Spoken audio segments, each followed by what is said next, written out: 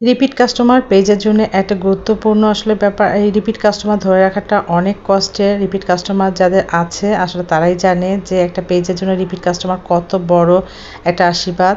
আলহামদুলিল্লাহ আমার পেজের সঙ্গে প্রথম থেকেই যারা ছিল এখনও আছে, আমার কাছ থেকে সবসময় কেক নেয় এবং যারা নতুন আমার কাছ থেকে কেক নিচ্ছে এবং তারাও রিপিট কাস্টমার হয়ে যাচ্ছে। এটা আসলে পেজের জন্য অনেক ভালো একটা ব্যাপার।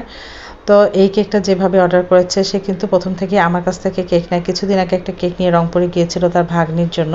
এটা তার মেয়ের জন্য নিয়েছে, আবারও নাকি সামনের মাসে তার মেয়ের জন্মদিন আছে, আবারও নেবে। এই যে এগুলো শুনলে কিন্তু ভালো লাগে, যে কেক খেয়ে ভালো লাগে বিধায় তো সে বারবার আমার কাছে কেক অর্ডার করে।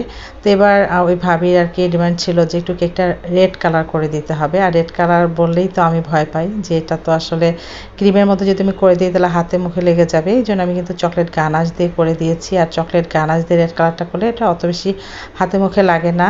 আর হচ্ছে এটা দেখতে অনেক বেশি সুন্দর হয়, যেটা দেখেই বুঝতে পারছেন কেকটা কত সুন্দর হয়েছে। আর বলেছিল যে অনেকগুলো চকলেট টপার দিয়ে দিতে, আমি কিছু হার্ট শেপের টপার করে নিয়ে এখানে বসিয়ে দিয়েছি। আর এই যে যার জন্মদিন তার নামটা লিখে দিলাম।